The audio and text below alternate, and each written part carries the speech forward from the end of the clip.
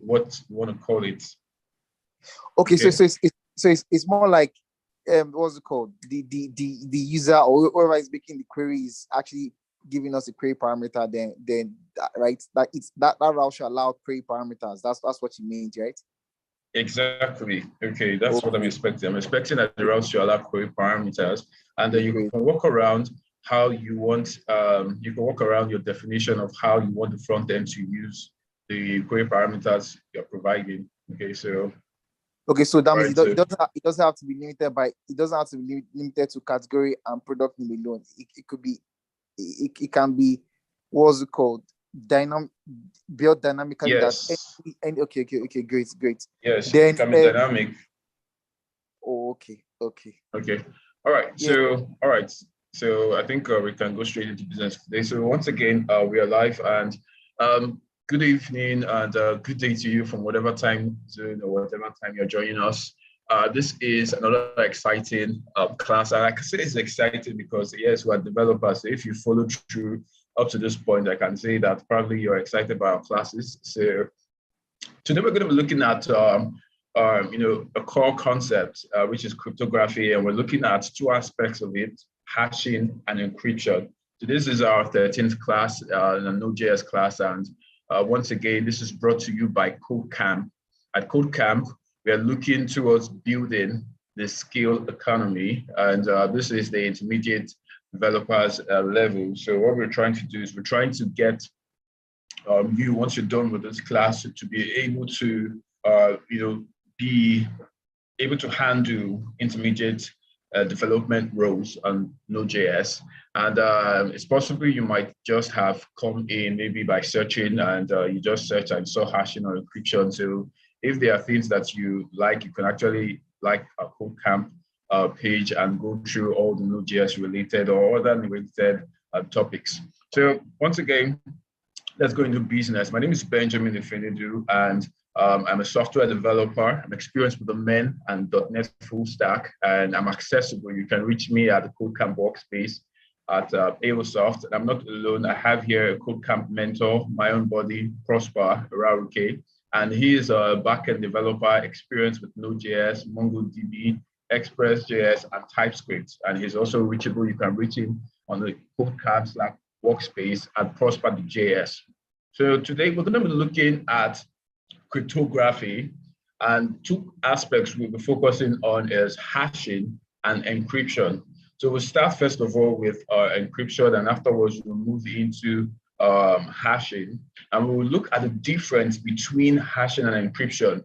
Now, I remember saying I would like for us to just go straight to having code, okay, just introduce a topic and go straight into code. But this concept is actually a core concept that we just can't delve into. We need to understand the basis for this. And this is the beginning of, we could describe it as a series. We're going to have a series of authentication and authorization. So in today's class, we're going to start first of all with the basis of why we do encryption, why we do hashing, and from there, begin to prepare our current project, which is the inventory application.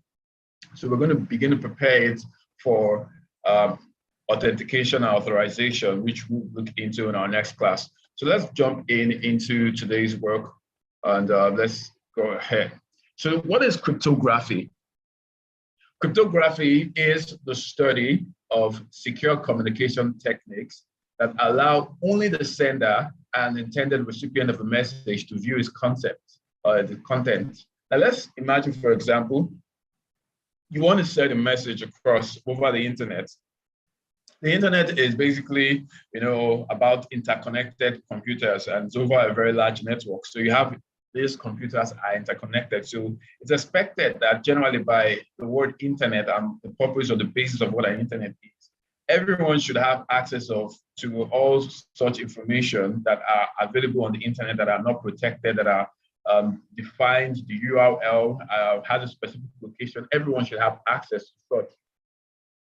So imagine, for example, you're sending a message across to someone, and that message can be received by anyone, and you want to send it to a specific person. what if someone else intercepts that information? What if someone else receives that information that you want to send, and that's something private? Let's say, for example, you want to send information to perform a transaction, like your bank details, maybe your debit card details. Now imagine now that when you're trying to perform such a transaction, someone else can receive that information, someone else can see all the details, all the things, and use it to pretend to be you to get access to your account. There will not be any internet banking if we were to do that. So generally, the purpose of cryptography is to look for how to secure communications so that another person who is not the intended receiver will not be able to access the information.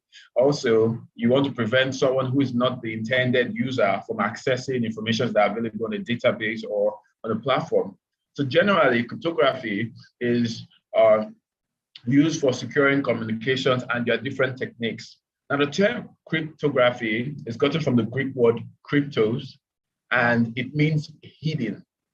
Now, it is closely associated with the term encryption, which is the act of scrambling ordinary text into what is known as ciphertext. And we'll be looking into this concept in general. We want to understand them. So when we use them, we know what we are doing. And we'll be looking into the two widely used terms, which are encryption and hashing. So what is encryption? Encryption is the process of translating plain text into something that appears to be random and meaningless, which is called ciphertext. So what you want to do is that you want to make it look meaningless. Whatever information anybody gets, let's say, for example, I send a text message to somebody, and that text message is encrypted. When someone else reads that text message, and the person is not the intended user, that text message should be scrambled. It should be in only a way that I myself and the other person should be able to understand. It shouldn't be for a third person to be able to understand. So that's the core concept. So decryption, on the other hand, is the process of converting this scrambled or scattered or randomized ciphertext back to plain text. So generally, when we talk of encryption, it's a two-way function. You encrypt something with the intention of being able to decrypt it later. So whenever we talk about encryption, you have here the plain text, and the plain text is encrypted using an algorithm. So I'm going to explain this. So the plain text is encrypted using an algorithm into what is called a ciphertext. Now, the ciphertext can then be decrypted using the algorithm into plain text.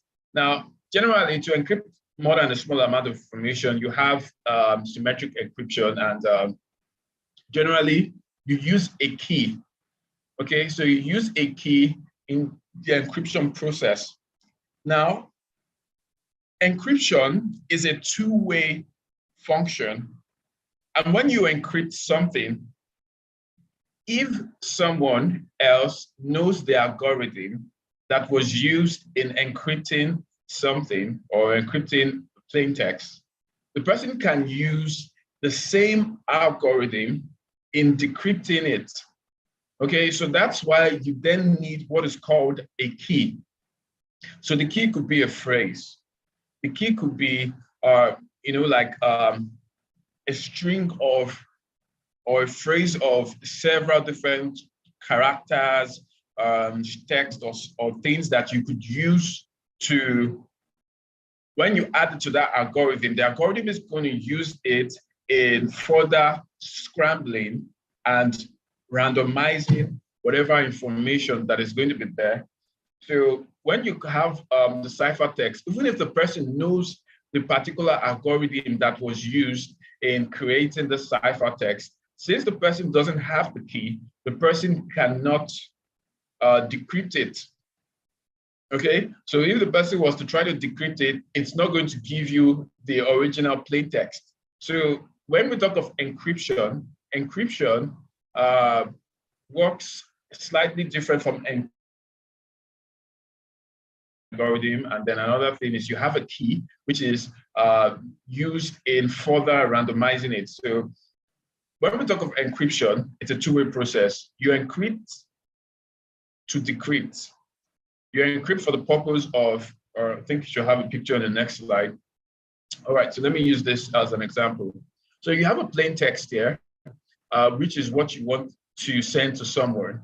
And then you go through the process of encryption where you have an algorithm and you have a key that is used in encrypting. It then comes into encrypted text. The person who sees it here sees it in a form that he cannot understand. All right. So if you are not the intended user, that information could be public. That encrypted information could be accessible. It could be sent over a protocol. So for example, it is said that your WhatsApp messages are encrypted. So when your WhatsApp messages are encrypted, generally end-to-end encryption, it means that as it's leaving your phone, it is going to be encrypted and it's going to be sent over the internet to,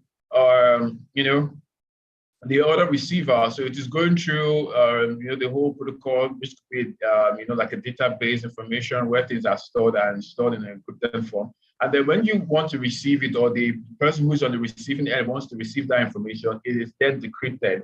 Okay, so it is then decrypted and then it appears as normal text. So you don't only encrypt text, you can encrypt pictures, you can encrypt videos. Okay, so it's not only, you can encrypt files. So it's not limited to just text, but I'm just using this for example purposes. So generally, encryption is the practice of scrambling information in a way that only someone with a corresponding key can unscramble and read it. The goal of every encryption algorithm is to make it as difficult as possible to decrypt the generated ciphertext without using the key. So that is the goal. Now, if a really good encryption algorithm is used, there is basically no technique significantly better than methodically trying every possible key. So for such an algorithm, the longer the key, the more difficult it is to decrypt a piece of ciphertext without possessing the key. So I just want to go back to the previous slide to try to buttress this information here. So let's say, for example, you want to encrypt something which is plain text here, and the algorithm is good. Okay, the algorithm that was used is good. That's what it's saying here. Now, if the algorithm is good, the chances are that it will be a lot easier to try to decipher what the key is as to use that algorithm in decrypting the information. It is going to be a lot easier to try to figure out the key than to try to figure out how to resolve the algorithm that was used. Okay, so that's the thing. So you have different types of algorithms, and it's saying here that if the algorithm is really good, then just forget about trying to break through the algorithm, focus on trying to get the key. And the longer the phrase that is used for the key, the more difficult it is to decrypt a piece of a ciphertext without possessing the key. So in most cases, you see, like we'll look at in our next class, that when you want to, we're going to do an example using JWT tokens. When you want to do encryption, you need to have a long phrase. The longer the phrase, the better the security or the chances that user or whoever it is who wants to try the different methods that are available to try to break through the algorithm, the more difficult it is for the person to be able to figure out what the key is and how to do that. So we have here some examples of algorithms, and we have here the RSA, we have here the AES, we have the ECC, and we have the Blowfish algorithm. And if you are familiar with using Git, you notice that Git has somewhat transitioned from using the regular authentication where you use your username and password to sign in on your VS Code. They are asking now for you to have a public key and a private key.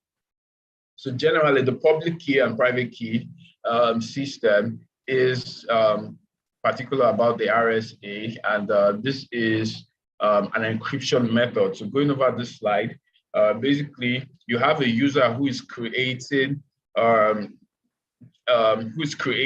instance, an information and wants to send it. And most times, when you are sending an information, there's a loophole there. Most times, when people used to send information using this whole encryption algorithm, they needed to also send the key along.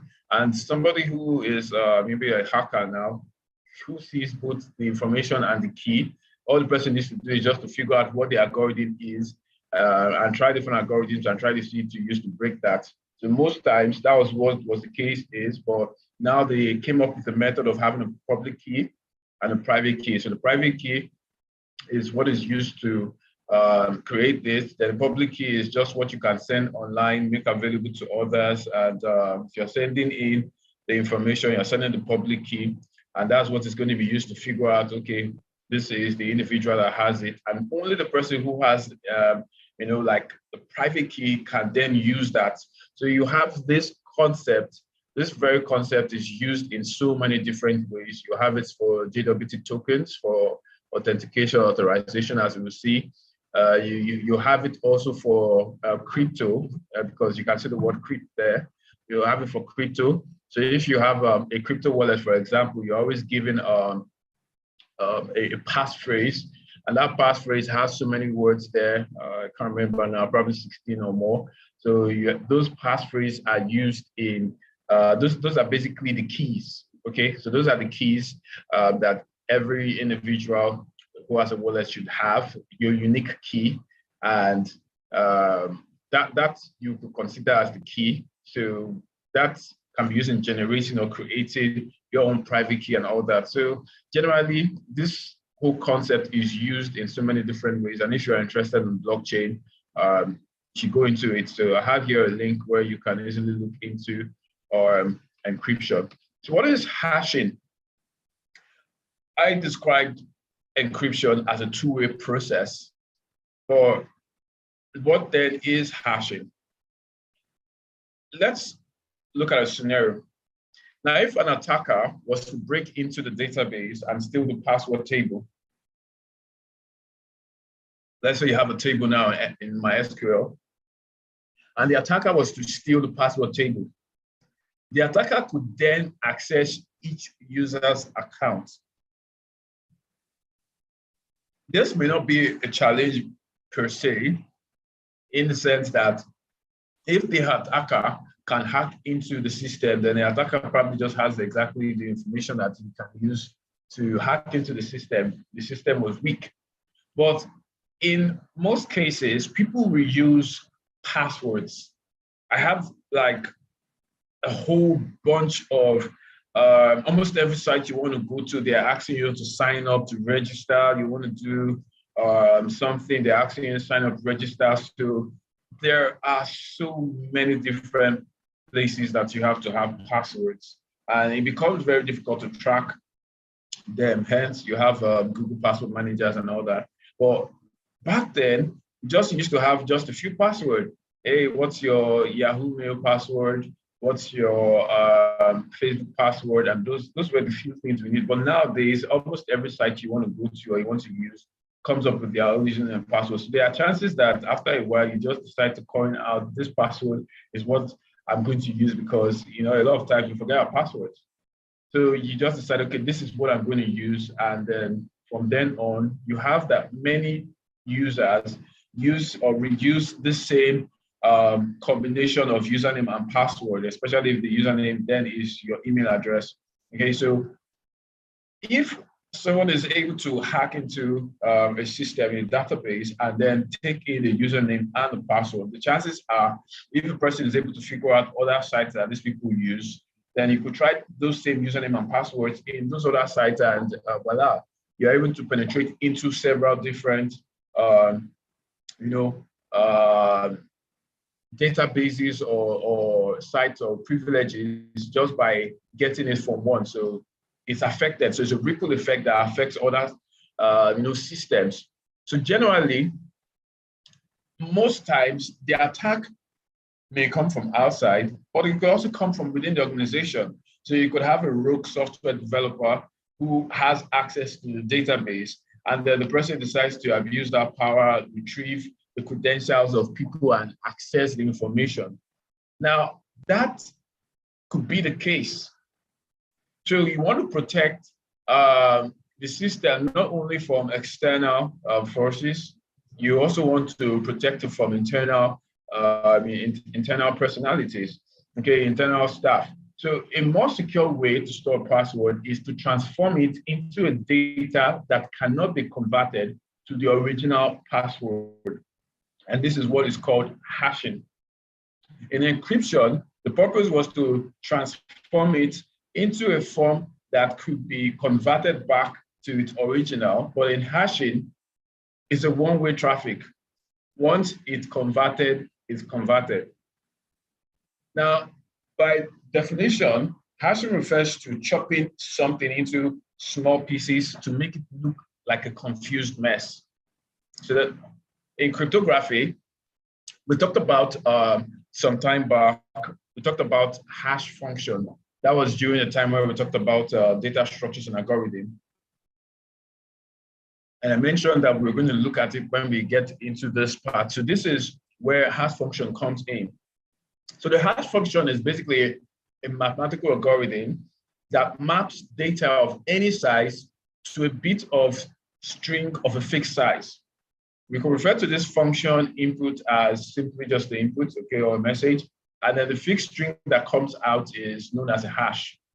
So when you perform the function on anything, what comes out, you call it a hash, okay? So that's just generally that. Now, the difference here is when you take a plain text and you pass it through the hashing algorithm, it comes out in scrambled information that you can never unscramble. It remains permanent. And that's the design of hashing functions, okay, or hashing algorithms. So it's not going to be converted back to what it was. Now, the catch here is, I mentioned back then that among the types of algorithms we have, or among the categories or the way we could classify algorithms, there was a term that I described as the deterministic. And I said, when we have deterministic algorithms, what we say or what we mean is that if you give the same input, it is going to give the same result at any point in time. 1 + 1 will always be 2. So if you have, for example, a function that says x + 1, if what you provide in is 1, it will always give you the definite result. So that's what we mean by saying an algorithm is deterministic. Okay, so one is, let's look at this first. It says the hash functions are, as stated by this, okay, the hash function in cryptography has two key properties. One is it's easy and practical to compute the hash, but it is difficult or impossible to regenerate the original input if only the hash value is known. So generally, you cannot go backwards. If you see the hash, you cannot use the hash to compute or recalculate or backtrack to what was the original form. Then 2, it is difficult to create an initial input that would match a specific desired output. So if you have a desired output, this is what you want to create, it's going to be difficult for you to say, okay, this is that input I want to put that will give me the specific combination of hash. It's difficult to do that because the hashing algorithm has a whole lot of randomization, but in such a way that it's deterministic, okay? Now, thus, in contrast to encryption, hashing is a one-way mechanism. The data that is hashed cannot be practically unhashed, especially if the algorithm is good. Now, the original information cannot be retrieved, as we said, and the hash keys are stored in the database, and they are used to check whether the original information matches or not. In encryption, we decrypt, but in hashing, we don't decrypt. What we do is we try to use the same input, and if you have the same input, it is expected that since it is deterministic, it is going to give the same output. So you pick one output, just oppose it with the one that's in the database, and if they match, if they are equal, if they are exactly the same, then yes, okay, then it is true. So that is the concept here. So you pick the same input, take it through the same process, and since it is deterministic in nature, it should give back the exact same results.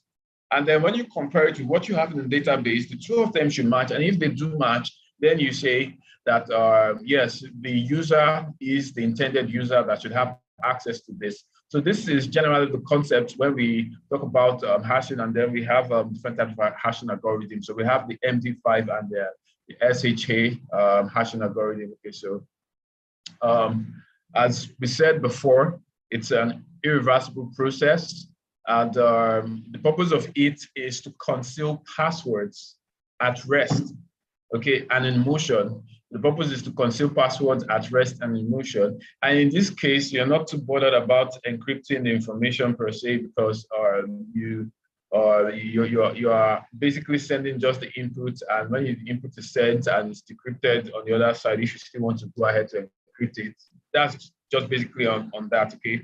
The purpose here is it's only the password or the thing that is exactly going to produce that result that gives a match is what it's going to do. So I think I've explained the deterministic function. I've explained that, and as I said, given the same input, you will always produce the same output. So this is vital for authentication, since we need to have the guarantee that a given password will always produce the same hash. Now, if this is not deterministic in nature, you cannot use this for authentication. So that's the reason why you cannot use. So you need to know the specific algorithm that does that. And if not, it will be impossible to consistently verify the user credentials with this technique. So one more thing we have in terms of hashing is we have what we call salting. Okay, so we have what we call salting. So when you salt hashes, an algorithm, it refers to adding random data to the input of a hash function to guarantee a unique output. The hash, even when the inputs are the same. Now, what is the purpose of salting? Generally, if you have, for example, two users that use the same password, since they use the same password, it is expected that since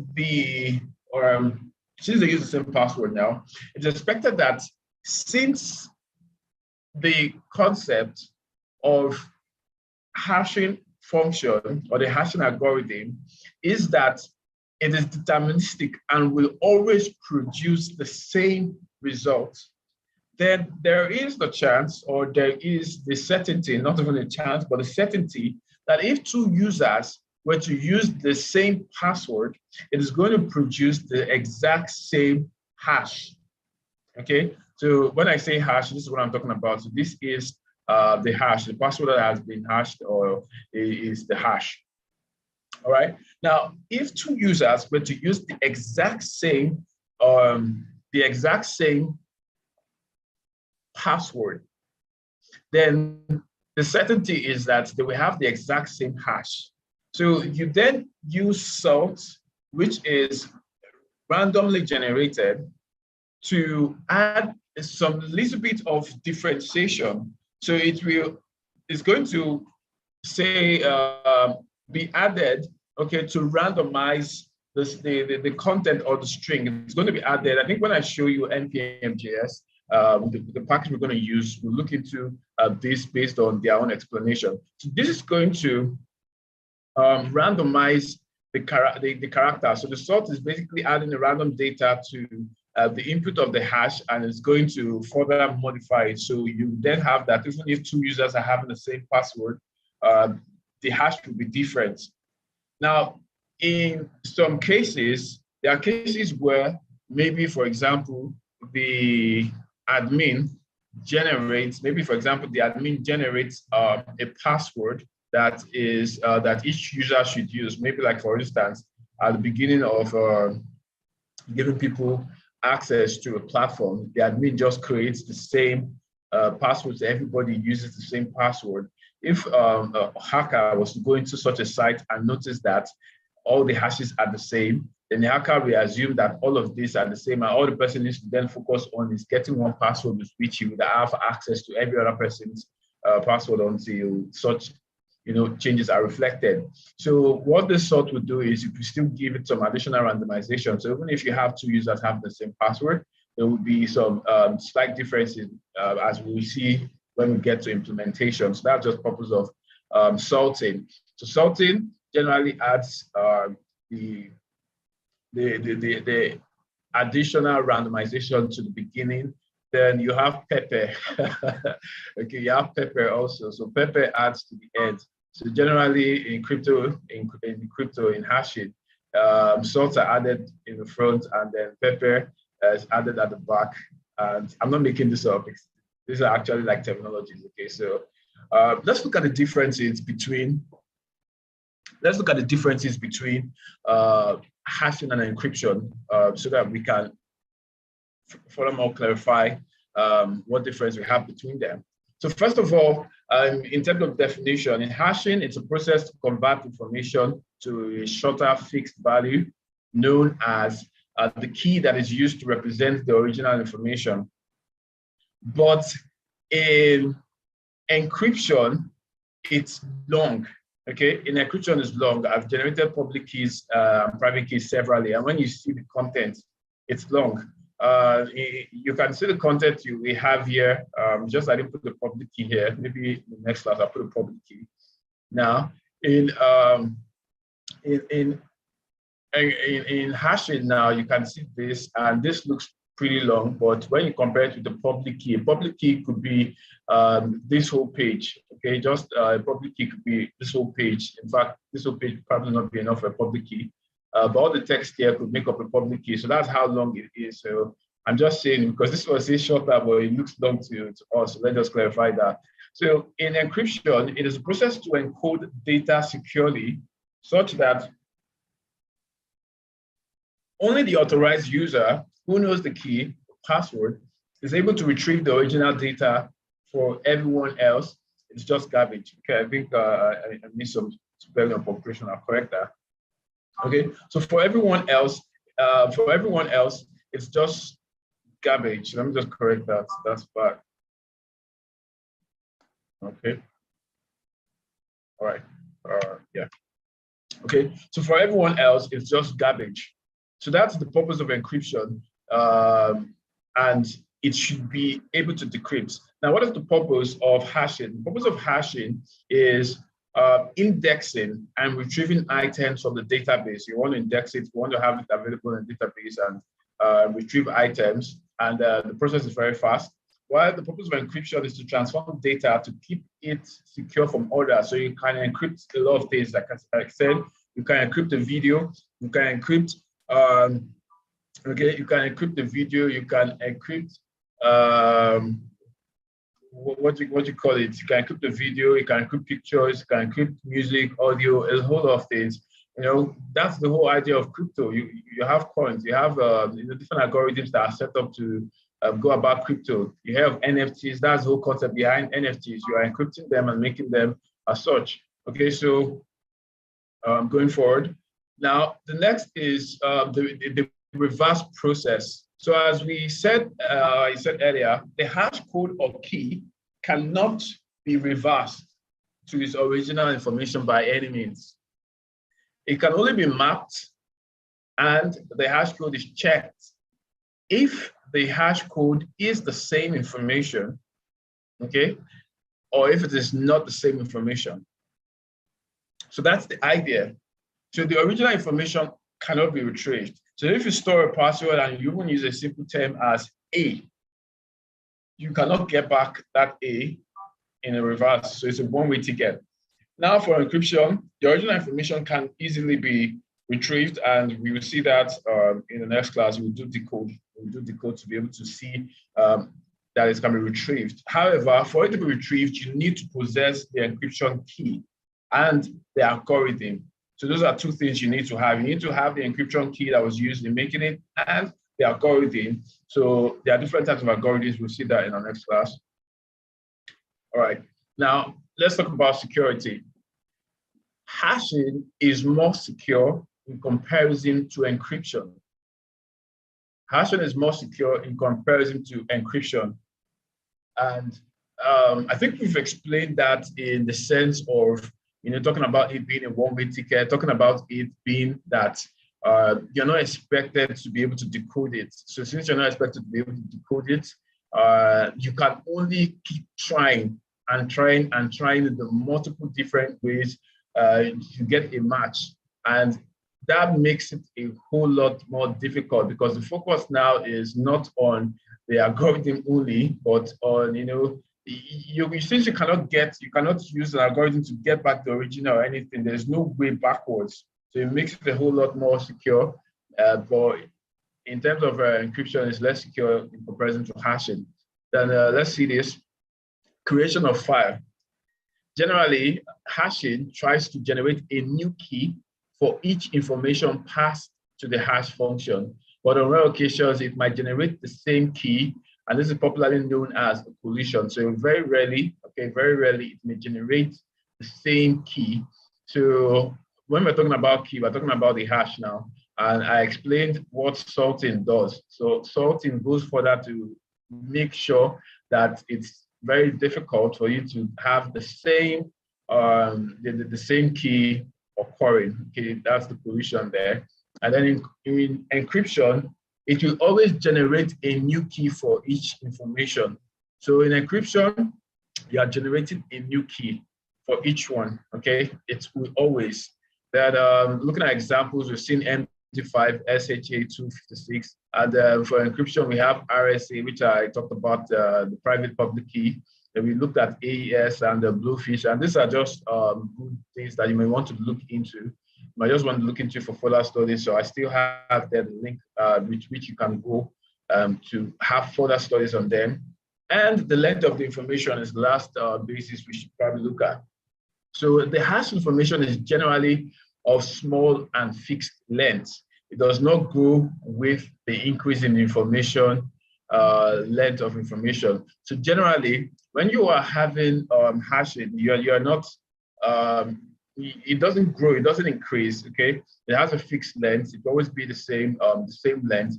But in encryption, it is not a fixed length. So if you want something to be more confusing or more hard to decrypt for people who don't have the encryption key, you can then increase the length of the encryption key, which will further be used in increasing the length of what comes out. So in that case, we see that. Okay, so in that case, we're going to see how to go about that. So I think that's enough of theory for today. I think that's enough theory for today. So thank you, and let's go straight into business.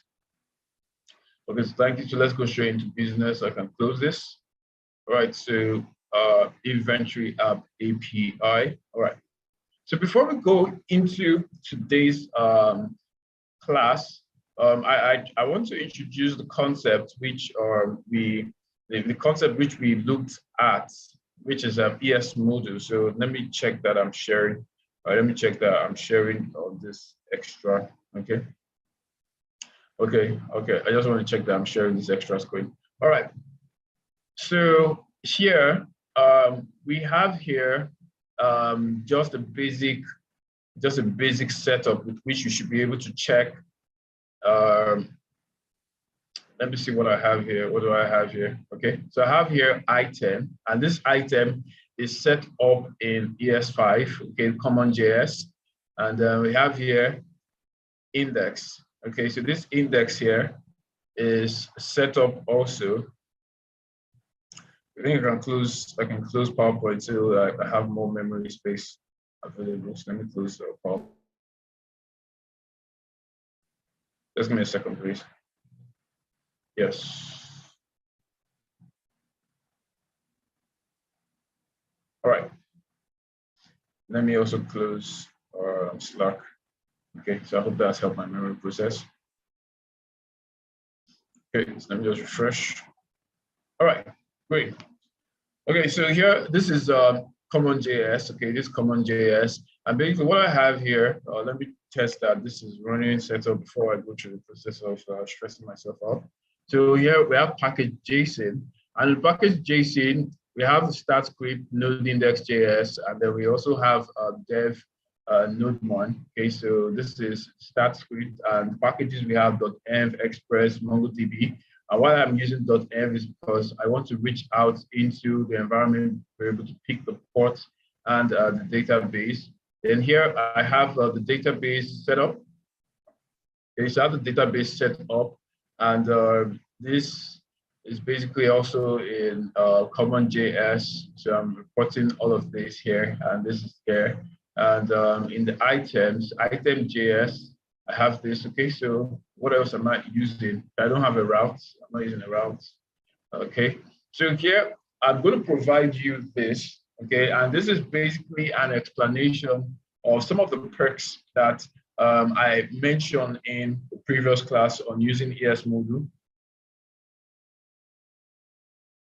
So one, I said that the ES module has been experimental, okay? So has been experimental, but it's a lot more stable now. Hence the reason why we decided to move into it. So we'll be using import statements for the purposes of our classes now. And it's great experience. Now, you need to include the type module if you want to use it in package JSON. So I'm going to start first of all by running this, and let's be sure everything is working. So npm run dev. And if I do that, I'm going to also try to see that everything is working. So waiting for database, yes it is. Okay, so it's connected to the database server. And let me see if I have Postman available. So let me include Postman. So we can use Postman. Okay, so yeah. So it's connected to the database, and let me do localhost 4001. So see if it's working. All right, so it says inventory app. All right, so inventory app, which is basically what we have here. All right, so like so. So let me go to index.js. So what I'm doing from here is I'm just reaching this endpoint, which is a get. And here I have /items, which is to get all the items. So I want to run that up, /items. So I'm going to have /items, and this should get all the items. Yes, it does. So it gets all the items available. So this is currently working, it's currently functional, no issue with MongoDB, no issue with Mongoose, no issue with that. So let's switch it up to ES. So first of all, you want to do this, you want to do types. You want to include type. Okay, so today I'm just going to be looking at the perks.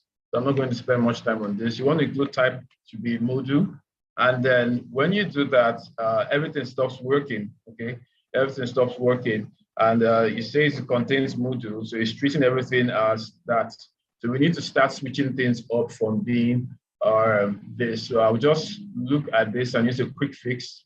Okay, so I'm going to use a quick fix, which is available on VS Code. And one thing I noticed, okay, one thing I noticed is that, let me start from index.js, since it's the topmost file. So I'm going to start from index.js. So one thing I noticed particularly is that one is when using this method, it doesn't do well if you don't include the extension. Okay, so here I have to include .js to be able to get that. All right, so including .js, now it says that you need to you can't just get it directly. So instead of you just getting your Mongoose directly and getting the connect from Mongoose, instead of getting this connect directly from Mongoose, you have to then do import Mongoose, and you can then do const, for example, this, you want to destructure this out of Mongoose that you have gotten here. So this is one way to do it. Or, okay, so this is one way to do it, which at least you see that we've left that error. Okay, this is one way to do it. Or you can, on the other hand, just pick it out as, let's say, for example, Mongoose here. So use it like this. So at least if you do it this way, you'll be able to know what package this connect is coming from. So I usually prefer it like this. Then this also, you need to switch it up to import statements. There are quick fix available. No. Okay, so let's refactor this also. So here I want to do, or I want to import .env, okay, from .env, and I like to do my package imports from here. So I like to do my package import from the top. Then other file imports, I like to do them, okay, from lower, so a little bit stage lower. So I'm going to do that there. And then here it says can import find. So this is in item.js. So in item.js, yes, I want to do this, convert to imports. So I'm doing this way, and I can get this out. Okay, so getting this out just saves me time and stress. So I think this is out of the way. And where is this? Import find from item.js. Okay, so that is in index.js. So here in this case, it, like I said, does not do well in this aspect. So I want to import item and as the whole thing, okay? I want to import item as the whole thing and then do item.find, okay? I want to do item.find, and there are ways to go around this. So with this, I think we are done. So we have this here, set up here, and we have this here. This is okay, this is good to go here. And we have this here. Okay, so this is also good to go. So these are some of the perks that when you use that conversion method that's available of, VS Code, you might still face that challenge. So let's run this again and see if this works. And yeah, so it still works.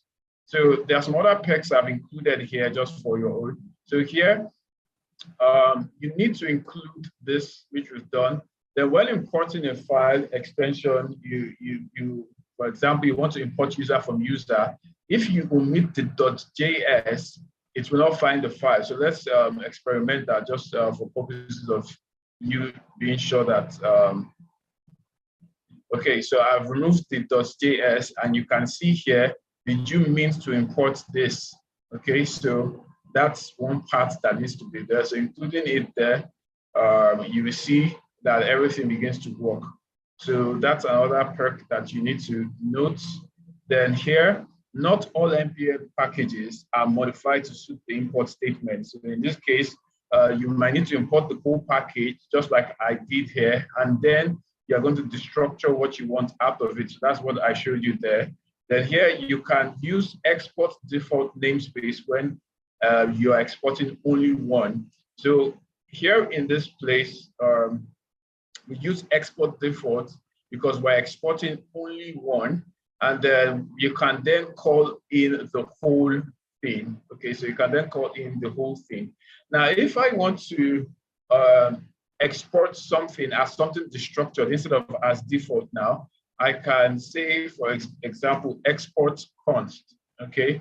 And if I do export const here, okay, if I do export const here, now, this will then no longer be available as the default because this is to import the default. But if I want to import something inside it, then you use the structured method to be able to get that. So if you look at it now, you see that is functioning. So this is when you want to export something, okay, you want to export something not as the default, but as one of the exports. Why export default is when you want to export it as the default, and when you are importing it, you are importing it as the whole. So here, this is for something that is not exported as the whole. That's when we use this. And if we were to use this on the other hand, let me just duplicate this. Okay.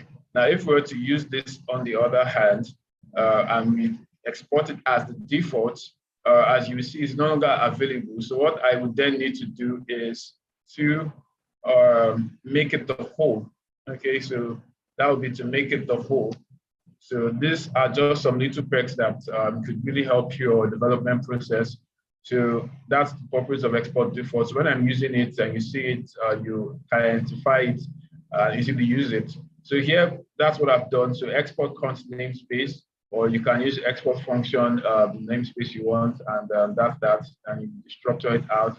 Then lastly is a lot of times people want to use, they want to run a function or a method, and you're familiar with using, let me just stop this here and see if I could restart this. Okay, so let's say, for example, you are familiar with using Node, okay, Node index.js to run something, okay? And when you do Node index.js, it works. And that is when you are dealing with, something that is set up, okay? So when you're dealing with something that is set up, so if you do Node index.js, it runs. But in cases where you might want to run something and you've not defined maybe in package JSON that you are using type module, okay, let me say you're not defining package JSON, for example, that you are using type module. Let me do this. Let me run this here.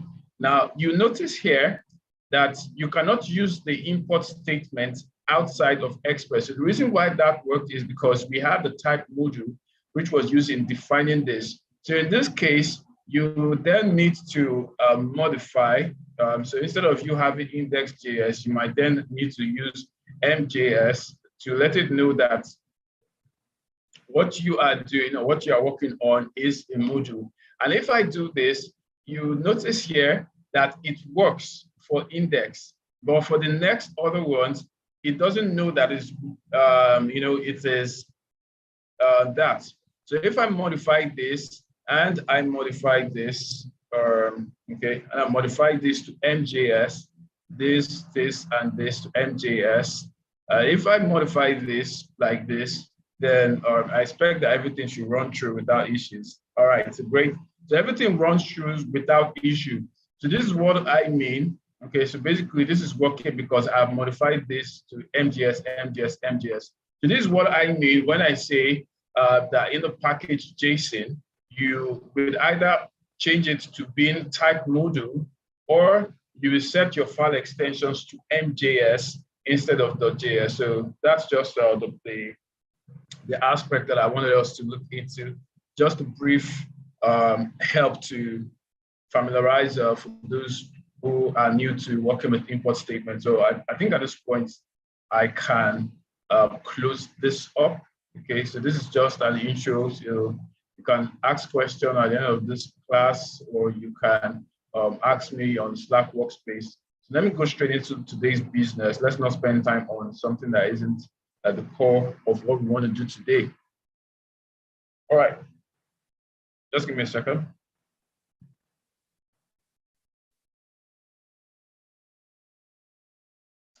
All right, so this is what we've done so far on this project. Here we have the database, and as expected, since we are using import statements, we have type module, in our package JSON, we have our start and dev scripts, we have dependencies as .env, express, joy, and mongoose. Okay, so these are dependencies. And one of the reasons why you may not see me having NodeMon as part of dev dependencies is because I have NodeMon globally installed. So just in case you're not familiar with that, I installed NodeMon globally, so it's available for every time.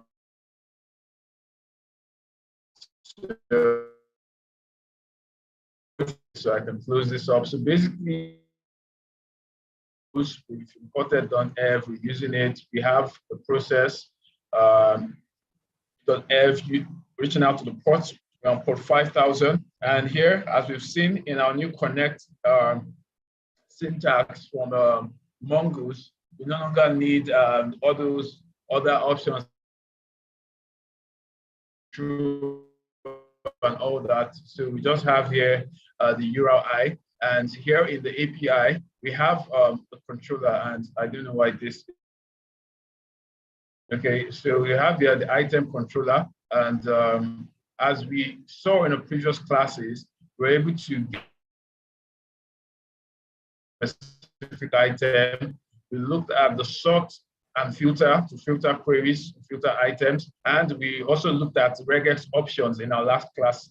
And we looked at so many things from regex. So here you will see so many different things. So please go over the materials if you haven't familiarized yourself with this up to now. A whole lot has been covered in the last two classes. Then we've seen how to update. I've also seen how to delete an item. So basically what we're going to be doing today is pretty much similar, okay? It's pretty much similar. And we want to create the user. So this is the controller, and ideally we should start from the model because the model is the basis. So let's go first of all to index.js and see the basis. There is the import statement, database, and from then on we have the app get from the database. We have a body parser so that we can be able to receive information from the rec body, the rec.body. And then we have just this endpoint that shows us that our app is working. And we've set up the item routes, which uses the controllers, and the controllers in turn using the models. So going back, we have the item model,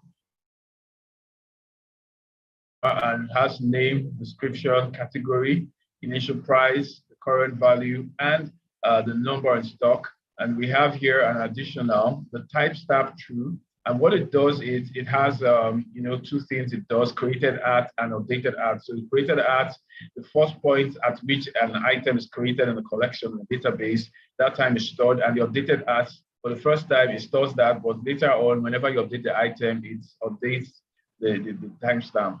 So that's the point. So importing it here in the controller, if I importing it as and we're going to take a cue from that. So we have validations. I basically just updated my VS Code, those desktop.ini, or I don't know what that. All right, so we have here the controller. So we're going to use validations rather. So we're going to use some of that in today's class as much as we can cover with time available. So basically, I have, ahead of this class, defined a model.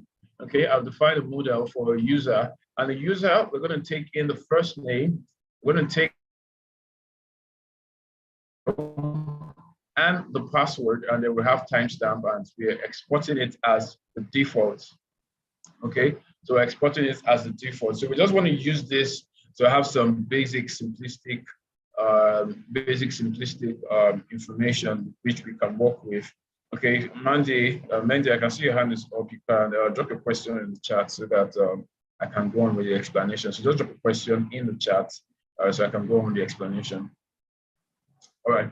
So going forward, we have okay. So we have here also we've looked at the controller. So we have here middlewares, which we're going to use in our next class.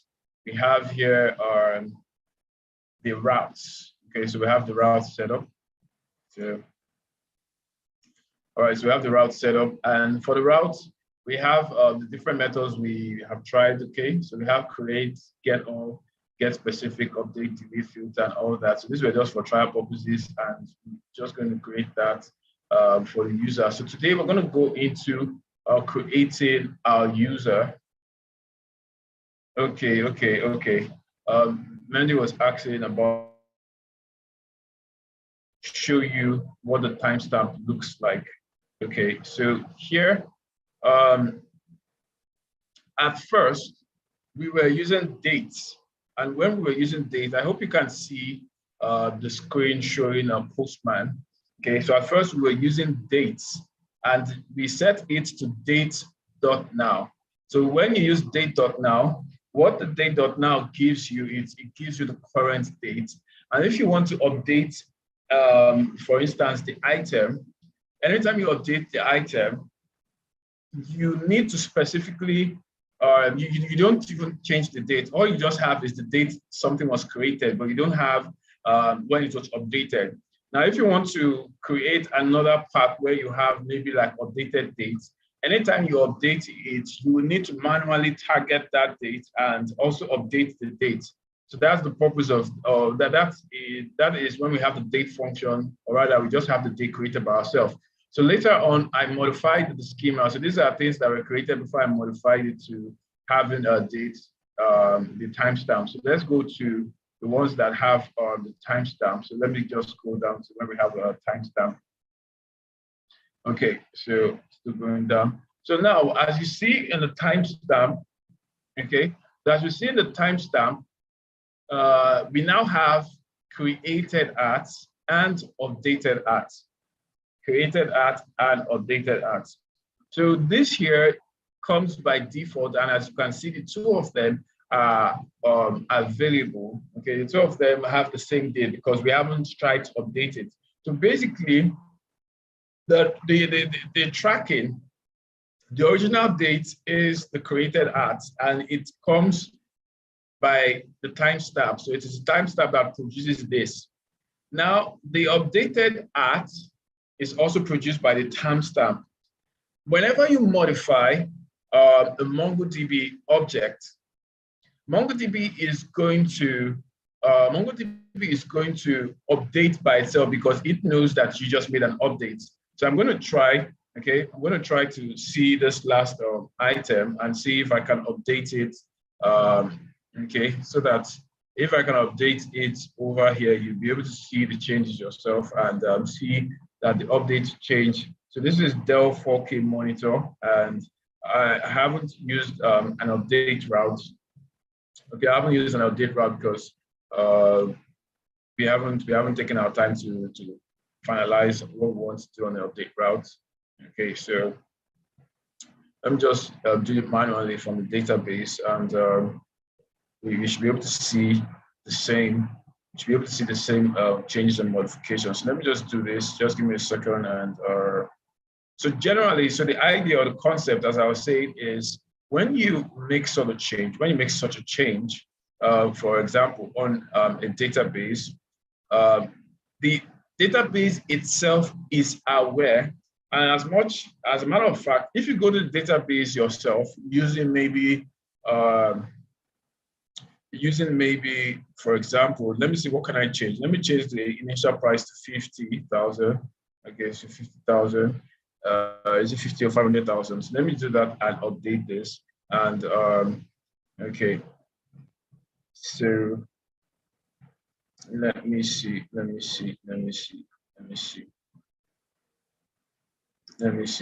Just give me a second. Let me see if this works here like that. Okay, it didn't quite work like that. So probably when we do the update route, okay, when we do the update route and the update route is functional, we'll see the difference. Let me see. So probably when we do the update route and that works, we'll see the difference. But generally, the update is automatic. It's something that comes from MongoDB. MongoDB tracks when you make that change. And why is this down? Did I take it off? Okay, I took it off. Okay, so let me use git bash. As much as possible, just use git bash, okay? Git bash is great. Okay, git bash is great. It gives you the Linux, or it gives you access to Linux command prompt or terminal functions as you have in Linux and in a Mac. So it makes life easy for you. All right. Okay, what is missing here? Okay. This is another site. Sorry. This is that one I closed down. So do I have items that I want to reach out to in this one? I was wondering why it's different. API/items and some for 5,000. API/items for 5,000. I wonder why it's different. 5,000. And do I have any specific routes that it reaches out to? Let me check in the routes to get all items. Okay, just /, right? All right, so let's just see. It didn't quite change. But that's because I updated it directly. So probably when we update using the Mongo setup, it will update. So when we get that route set up, you should have that. Well, that's just the explanation, okay? So let's just go ahead so we don't lose time here. So yeah, so we have this up and running and we want to create a user.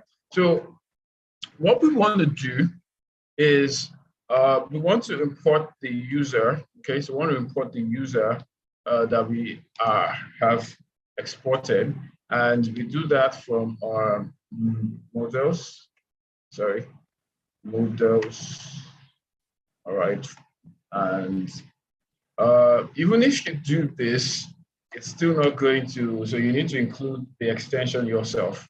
And we want to then export this method, okay? So exports or async, by using ES6 syntax now. And you can do function, for example, you can do function, let's call this sign up. You do function sign up. And if you do this, it will have request and response. The method you want. Okay, but since we are using ES6 syntax, let's just go straight into the whole ES6 pattern. So let's just do this. Let's take this. I'm doing this the wrong way.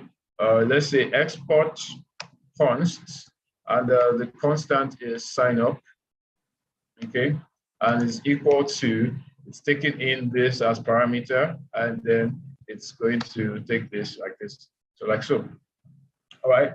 So let me just put this here so you see the difference. So here you can do export async function, or let me just do it like this. Let me just comment this out. So let me just do function, take request, response, and when you do that, take this, and we haven't defined the name of the function. So let me comment this one out so that it doesn't give a conflicting issue. So let's just say sign up,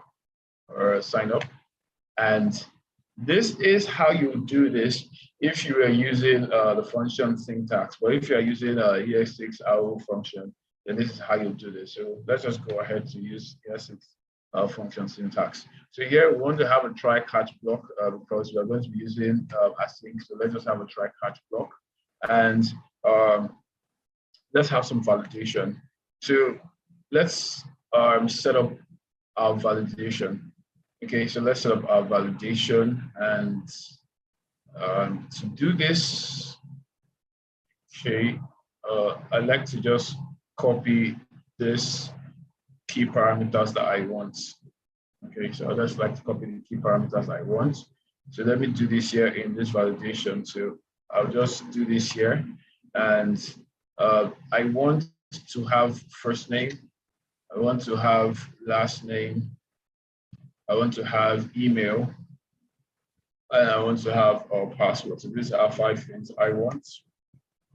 Okay, and this is not going to work like this. So we need to pick our stuff. So I just copy and paste this and modify into what I want. Let me just copy this, and where we use our validation. So I'm just going to paste this. We already have Joe installed. So here, in place of name, let me just put first name. Okay, so in place of name, I'll just put first name. Yeah, okay, let's put first name. I can wipe this off. in place of this, let me just modify this to 2, so I can say last name. Okay, last name. And here, let me use this for email, since it has 255. And what else do I need? I need a password. Okay, so password, I'll just use this for password. Okay, so for password. So, and then you want to confirm password. Okay, so let's say you want to take in confirm password from the user. So let's just have this for stats. Let's just have this for stats. So I'm going to define what exactly you would use. Okay, what exactly you would use when you do that. So generally, okay, so generally, let's look at what we want from the user model. So you can always do this to get something you want at the side on the same screen, and you can use Command B to close that part. So I just want to see them together side by side. So let me just open this here and open this here. So what do I want? I want a max 50, that's okay. I want it to be required, that's done. I want it to be 50, yes. The email should be a string also, yes. The password also should be a string and should have a minimum length of 8. So here, I can set the minimum length to be 8 from here in password. Okay, and the maximum length of 128. So I want it to be 128. Okay, and I want it to be required. Okay, so I want it to be required. So you can do your validations directly from using Joy, or you can use regex to further modify your validation. So using regex will be something that the front end would want to use, or on your own side, you can do that. So Joy gives you the ability to include that. And if you go to the documentation, you will see that.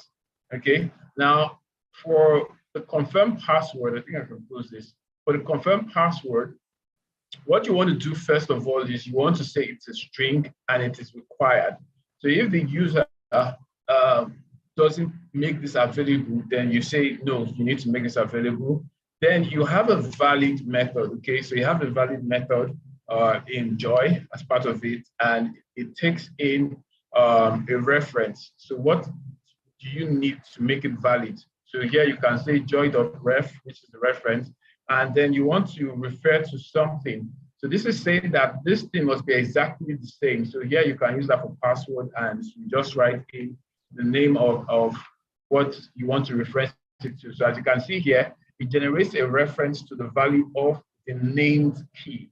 Okay, so the ref takes a string, the options, and your options you can put there. So you can also use this valid for different purposes. So this valid adds the provided values into the allowed whitelist and marks them as the only valid values allowed. So here you can use this if you want to use Joy for validation. You can use this to provide other things, maybe it should contain maybe uppercase character, this and everything. You can do that in a valid as opposed to using regex. But if you want to use regex, you can also use regex. But when you're using regex, you would then have, just as we saw in the class where I introduced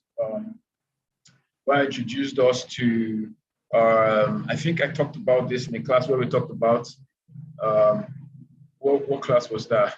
I think we had a class where we did create items, and I showed you that you can first check if the item first exists, and if it does exist, you want to update it instead of want to update the count instead of creating a new instance of it. So then I also showed you that you can have your own validation. So that was that part I'm looking at. So here we have user validation. So let's call this our user validation, so we can use it there. And for the purpose of what it is, let's call this item user. Okay, so first name, last name, email, password, and this will be provided in the red body. All right, so we want to then use this in the controller. Okay, so we want to use this in the controller. So the first thing we want to do is we already have our try catch block. So the first thing we want to do now is we want to do our validation. So as we saw, you can validate, let me say validate before. So validate before creating a new user account. Okay, so here now you can then have the cons error, which is coming from let's use user validation. Okay, I haven't imported this user validation. So let me properly import this. So import or user validation from validations. Okay, user validation. So let me check how I exported it. I exported it as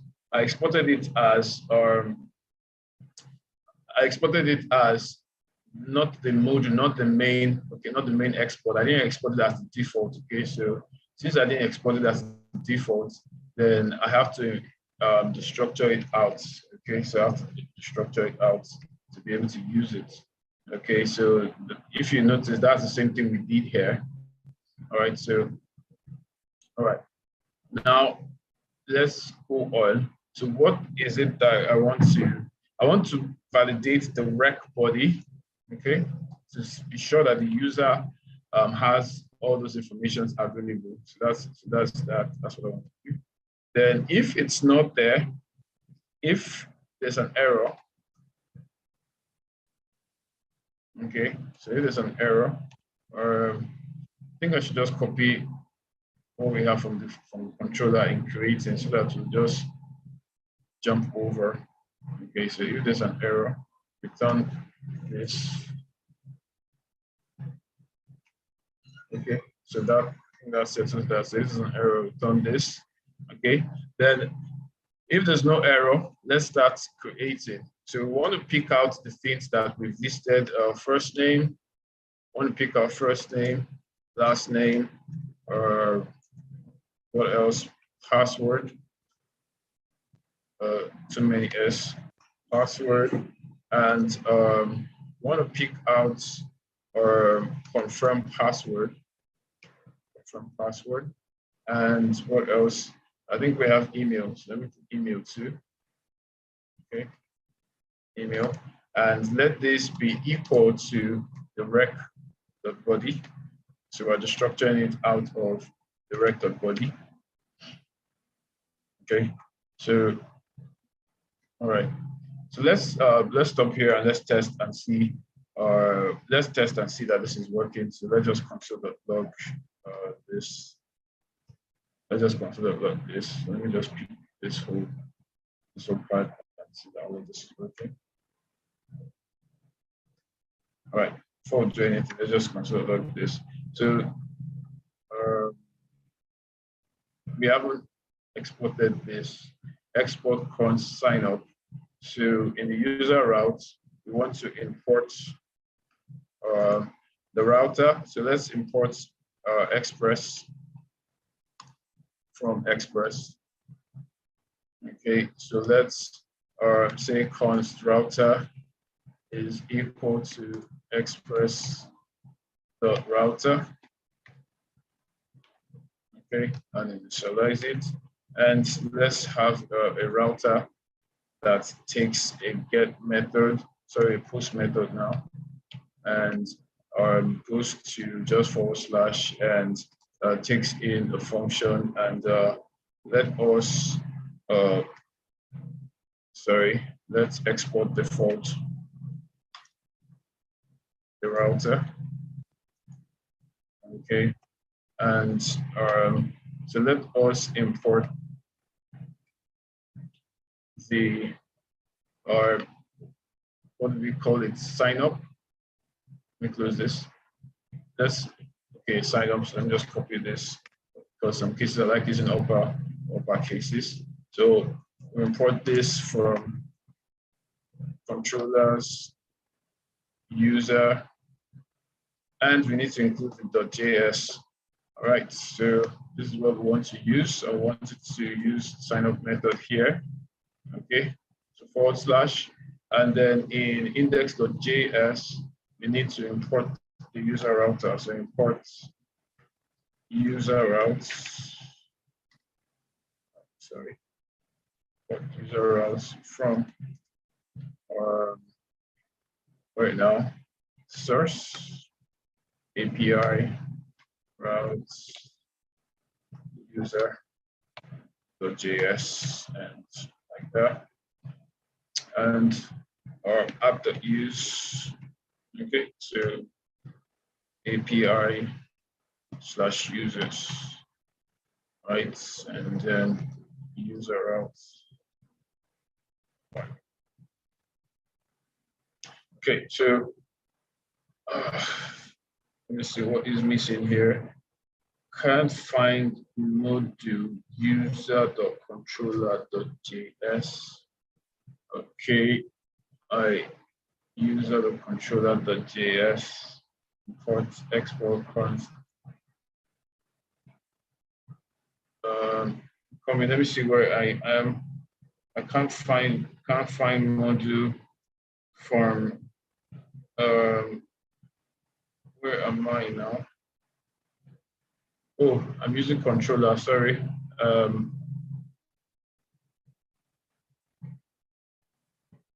Where's this now?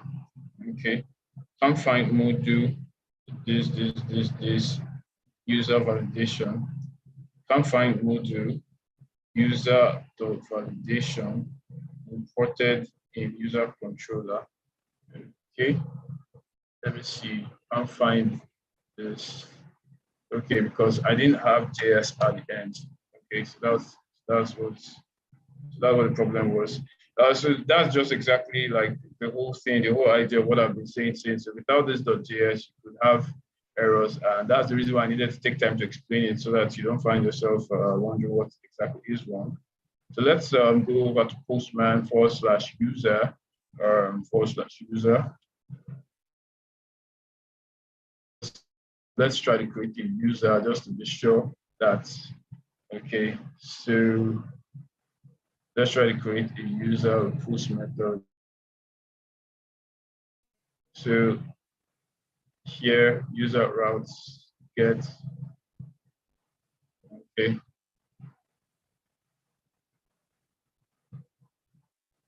Okay.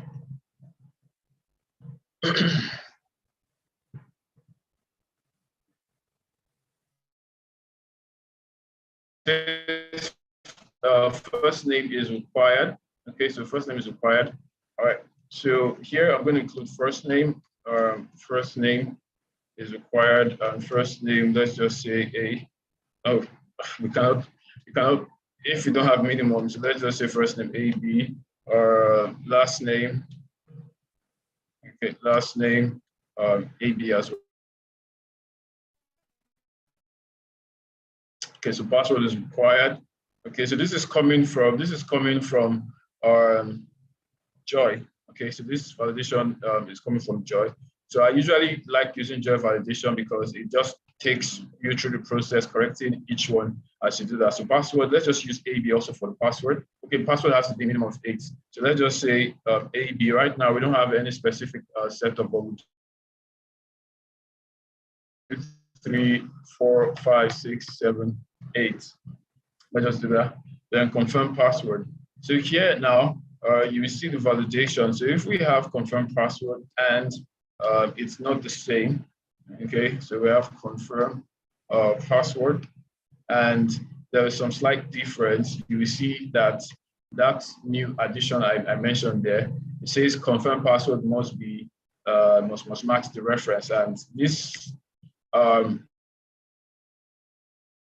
message is not pretty, so that's why people use other means. Okay, so right now this has gone through, and I don't have a request or a response coming, so that's why it's been like that. But if you see here, I have here first name, password, and email. Okay, I didn't include email as part of the validations. Did I? Let me see. Did I include email as part of validations? Let me see. Email. Okay, I didn't set it to being required. That's why. Okay, so I didn't set it to being required. That's why it went through to required. Then aside of setting it to being required for an email, you also have an additional tag. Okay, you have an additional tag that says email. Okay, so this will help you specify that it should be an email. So this comes with Joy. So all right, so let's do this again. Let's see everything's up and running. Okay. So doing this again now, it says email is required. So let's include the email. So email, and this is going to test. This is going to do just a simplistic test of if an email is valid. So here I'm just going to put AB. It will say it must be a valid email. So it must match what an email should look like. So let's say ab@a.com, and this, okay, escapes it. So it doesn't know if A is valid or everything. So that's the reason why you might want to use regex to give it a little bit more of a different catch. Okay, so that's why you might want to use regex. So that's the purpose. So here we have first name, last name, email, password, and all of that set up. So we can go straight to, so we can go ahead to continue with our controller. So we have everything set up from there, the routes. So let's continue with our controller. So apart from what you have done here, so you have the rec body, you've picked out these things. Now you might want to then check if the email matches, if password matches confirmed password. So we've already done that with Joy. Okay, we've already done that with Joy. So we might not need to do that again. Okay, might not need to do that again. You've already done that with Joy. You might not need to do that again, but let's just go ahead to do a setup. So first thing you want to check is, does this database have this user? So first of all, you do maybe like email exists. So now we're using the email as the criteria. So email exists. Let me just duplicate this. Check if account exists in the database. So here, this should be commented. So once email. So here we are just doing a basic find. Okay, so this is where you then want to await the user that we've created and use maybe find by email. Okay, so here you want to do find, and you can do find one, and then you can then say what you want is the email that is coming from here. This is what you want to use to find if the user exists in the database. So right now we don't have anything in the database, but if the email already exists, if email exists, then what you want to do, if email exists, you want to return a response. So the return statement is so that it will stop the process, shouldn't go through to another process. So you want to return a response with, let me just pick this. Okay. So you want to return a response with,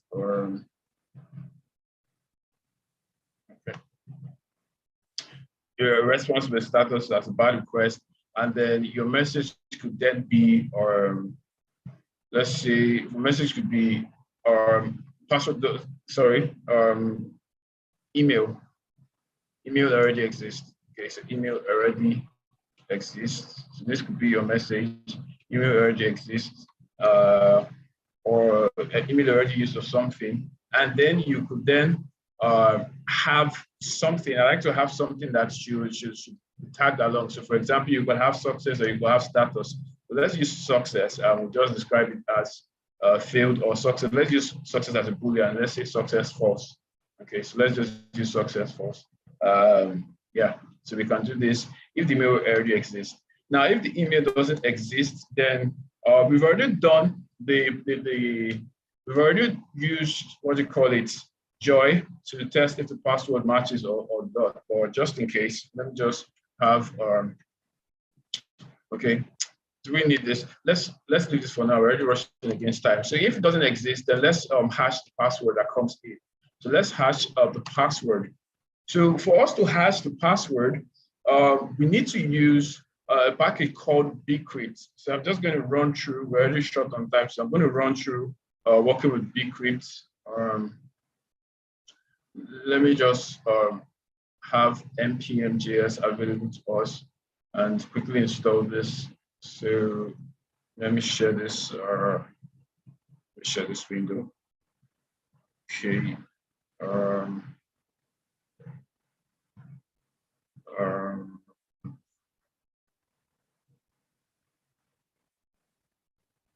let me share this window. Okay.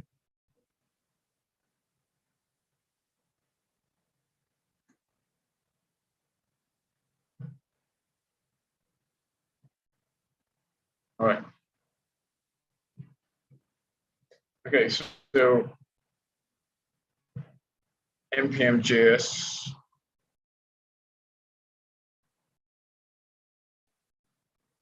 All right, so we have a package called bcrypt, and we have another called bcrypt.js. I prefer using bcrypt.js, but both of them work pretty much similar, but I prefer using bcrypt.js. So generally, you can install it using this, and it has some methods.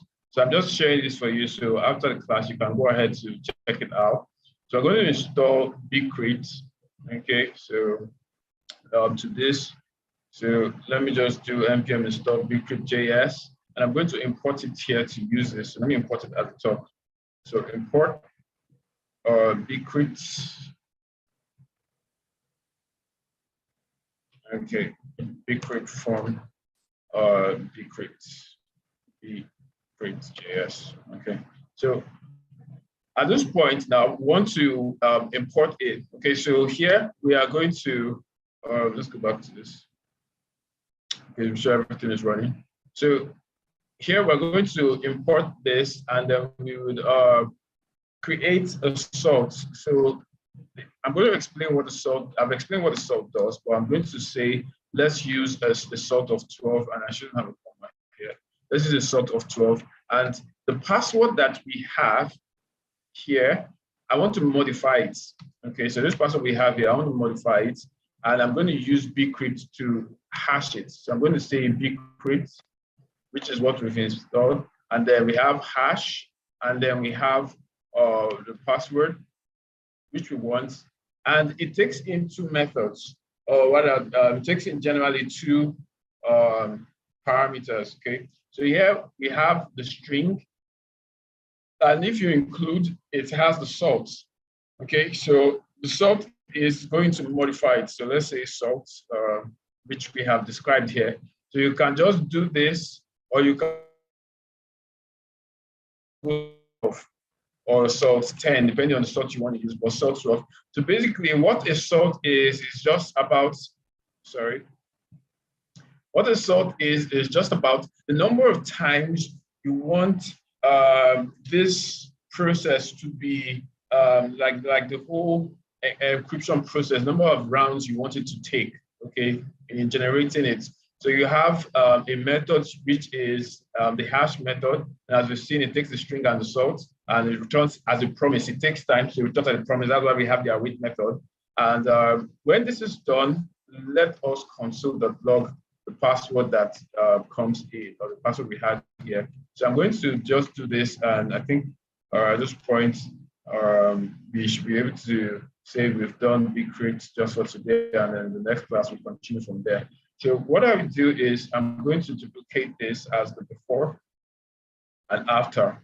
So I'm going to call this before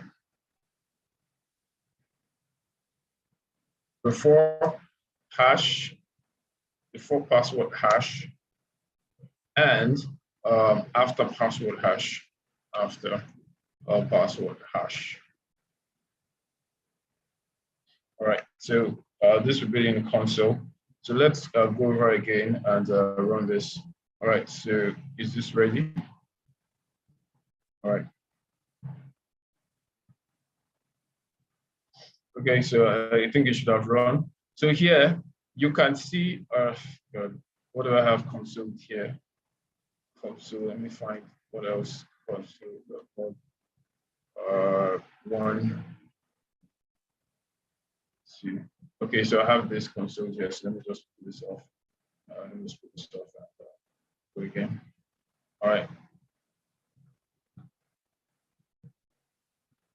I just want it to be like a clear. Okay, so here you can see the before password hash. We have 8, 1, 2, 3, 4, 5, 6, 7, 8. But when it is hashed, you can then see that this is like it's not anything close to it. It's scrambled. It's not anything close to it. So let's try without the salt and let's see the difference. So let's do without salt. This is password now without salt. And we'll just run the same process again. Okay, so we'll run the same process again. And here you see the password before, and it's not returning because we have not included the salt.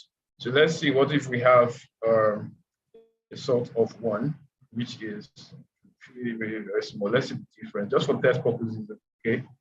Just for test purposes. Okay, I had an error, so I think that's just for test purposes. This is up and running. Yes, it is. Okay, so here, you see here with the salt of 1, it still looks exactly the same length as the other. Look at this. This here has exactly the same length as this other. So basically, it has a fixed length, but the salt round makes it more complicated in being able to, for people who want to run like simultaneous, like crazy algorithms to try to penetrate the system. The salt round makes it a whole lot more difficult. But at the same time, it also has to do with computing power. So without the salt round, if you have a little salt round of 1, the computing time is short, but at the same time, it also returns like a lesser, a weaker hash. But if you increase it to about 12, which takes a longer time, which is bad if it's anything so much, like 20, 30 is really so much and bad for user experience. If the user has to wait long for it to properly be hashed and then do the matching, the comparison. Okay, so it always has a fixed length. So that's it. So this is that. So at the point of this here, we could just go straight ahead to say we've hashed the password, and we want to save what we've hashed, and then we'll test our algorithm to see. So here, I want to create a new user. Okay, so after we've hashed the password, so let's just create a new user. So we'll just create a new user. I want to say to database, create our new user accounts, create new user accounts, and store database. All right, so just have const user is equal to new user. Here, let's include the things we want to create the user with. So we want the first name. All right, let me just copy all this, excluding confirm password. Even if we included it, since it's not in the schema, it's not going to show. So, but yeah, so first name, last name, email, password. And I think that's all. Timestamp updates the rest. And after that, we can then await user to save. And I think we're done. So we could then return. So we could decide to return the user, or just go ahead without returning the user. But let's just return the user. So let me just pick this up. So after the process, let's just say account successfully created. Account, new user accounts created. And if we want to return the user, fine. This should be true, okay? And if we want to return the user, fine. But you might not want to return the user, might just want to do a get. So let's just return the user just for today. Okay, so this is the user.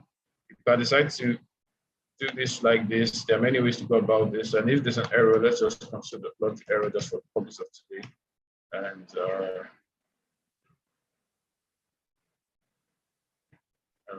okay. All right, so let's do this. Let's do this so that we can just have some response here. And if there's an error, let us also return the error so that we don't have. Let's turn. Oh God, I said this. I said 400. Okay, it's supposed to return it to 201. That's for something creating something. And the user is not available here, and the success is going to be false. And let's just say the error message should be the error.message. So let's just say error. If you just say the error.message, if if you want, just say error message. Depends on the kind of error that's coming here. But let's just say message failed to create user. Failed to create user. And then the error should be in the console. All right, so let's just do this. All right, so slide it up. All right, it's up. All right, so we have a new user. The password is here. Okay, so we have a new user, email, password, and everything. So currently, the password is being returned. Okay, but in our next class, I'm going to show you how to set it up in the schema. Okay, that the password should not be returned. You can also do that. You can also check that out before the next class if you want. But we're going to look at some of the things that you want to not do. You don't want the password to appear when you are doing that. So one of those ways is some people can just decide that when you pick the user, you just want to return maybe like a few details, like maybe user.name, user.password, user.this. That's one way some people do that.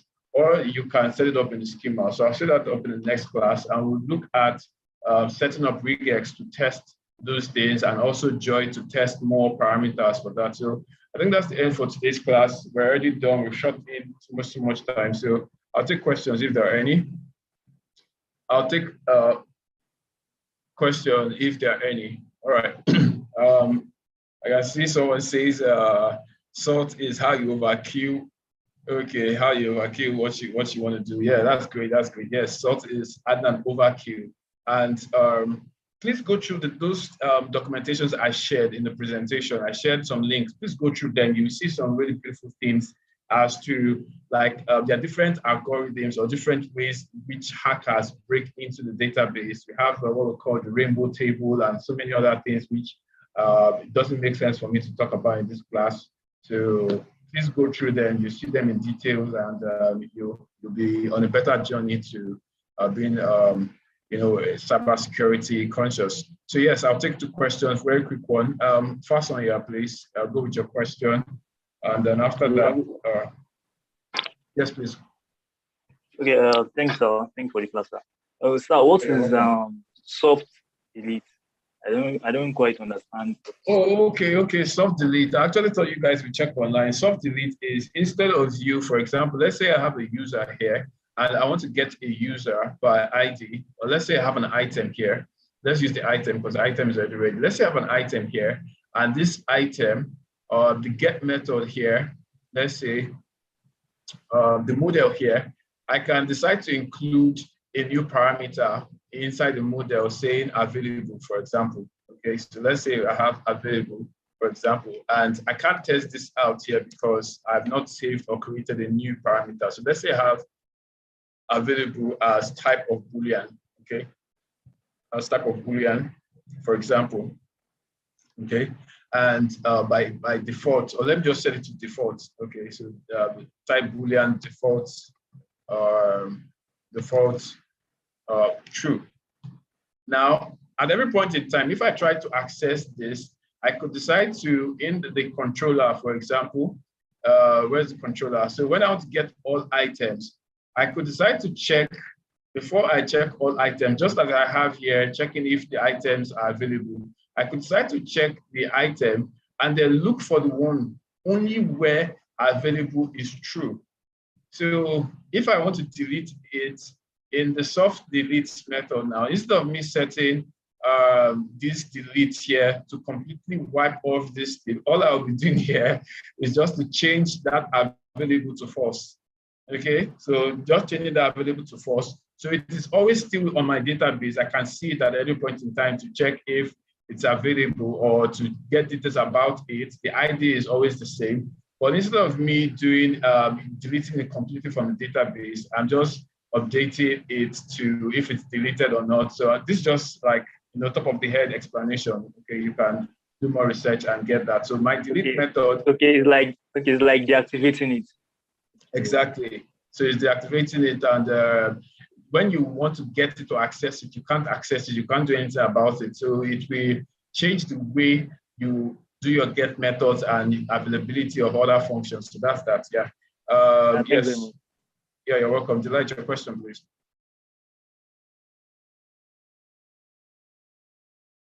Okay. Okay. I think the answer. You don't have a question, great. Okay, I thought your hands was up. All right. So, guys, got behind schedule. Sorry for taking so long. Please let me hand over to Prosper to round up this class. This is me signing out, and I'll see you guys in the next class. Okay. So, Prosper, please could you help round up the class? And thank you very much.